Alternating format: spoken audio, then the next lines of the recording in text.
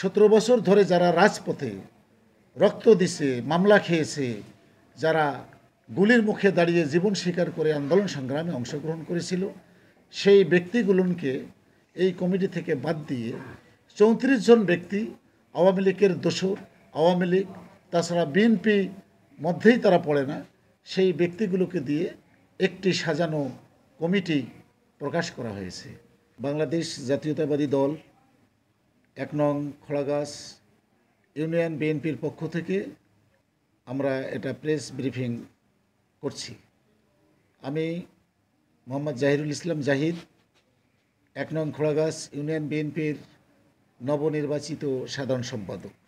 আমি আপনাদের উদ্দেশ্যে এখানে বলতেছি যে গত 10ই ফেব্রুয়ারি আমাদের অত্র খোলাগাছ ইউনিয়ন বিএনপির দ্বিবার্ষিক সম্মেলন অনুষ্ঠিত হয়। সেই সম্মেলনে আমাদের সভাপতি পদে নির্বাচিত হন শ্রদ্ধেয় চাচা মোহাম্মদ আইয়ুব আলী, সাধারণ সম্পাদক পদে নির্বাচিত হই আমি মোহাম্মদ জাহিরুল ইসলাম, এবং সাংগঠনিক পদে নির্বাচিত হয় আমাদের সাংগঠনিক সাইফুল ইসলাম। আমরা এই নির্বাচনের পরে আমাদের উপজেলার আহ্বায়ক এবং সদস্য সচিব সভাপতি সাহেবকে দ্রুত 71 সদস্য বিশিষ্ট কমিটি করার জন্য 7 দিনের আলটিমেটাম দেন।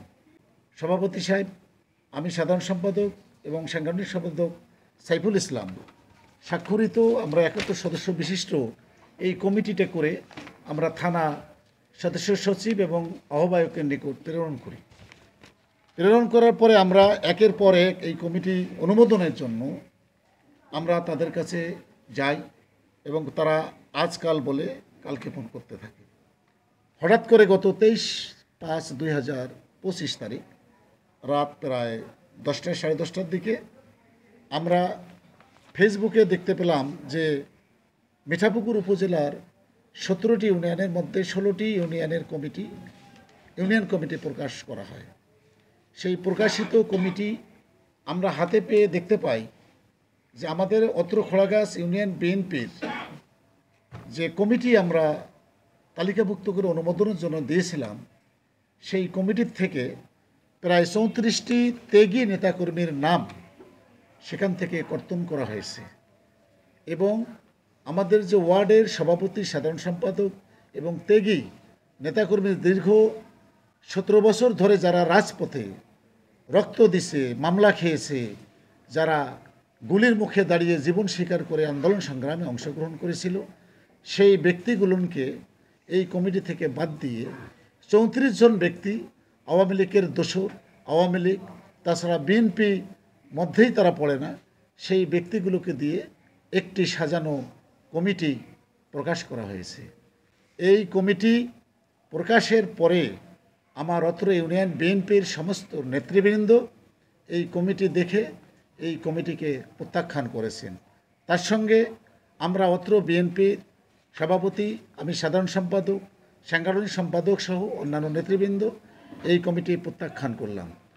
অচিরেই আমার নিবেদন হবে, অচিরেই এই কমিটি বাতিল করে আমরা যে স্বাক্ষরিত কমিটি দিয়েছিলাম সেই কমিটি বহাল করতে হবে। আপনারা এই যে গত 23 তারিখে মিঠাপুকুর উপজেলা বিএনপির আহ্বায়ক এবং সদস্য সচিব যে কমিটি দিয়েছে সেই কমিটিকে আপনারা মানেন? এই কমিটিকে আপনারা বাতিল চান? এই কমিটিকে আপনারা মানেন? এই কমিটিকে প্রত্যাহার চান? এবং সভাপতি, সাধারণ সম্পাদক, সাংগঠনিক সম্পাদক স্বাক্ষরিত যে কমিটি আগে দাখিল করছিল সেই কমিটিকে আপনারা চান? পূর্বের কমিটিকে আপনারা চান? আমি যে শহীদ জিয়ার আদর্শে দল করি, আমি যে ম্যাডাম খালেদা জিয়ার নির্দেশে দল করি, বাংলাদেশ জাতীয়তাবাদীর আদর্শকে তুলে ধরে রাখছি, সেই আদর্শকে গলা টেপে হত্যা করেছে।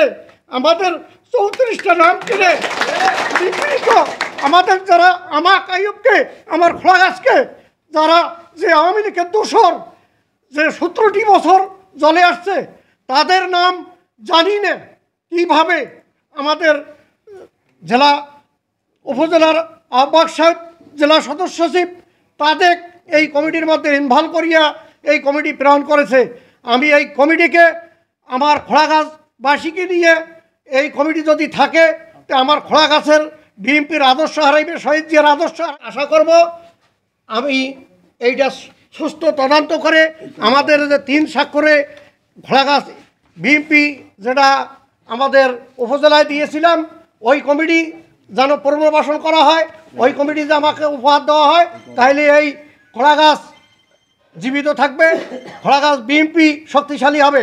আর যে কমিটি পরশুদিন ঘোষণা করছে এই কমিটি তীব্র নিন্দা আমি জানাই, এই কমিটি প্রত্যাহার করলাম আমি।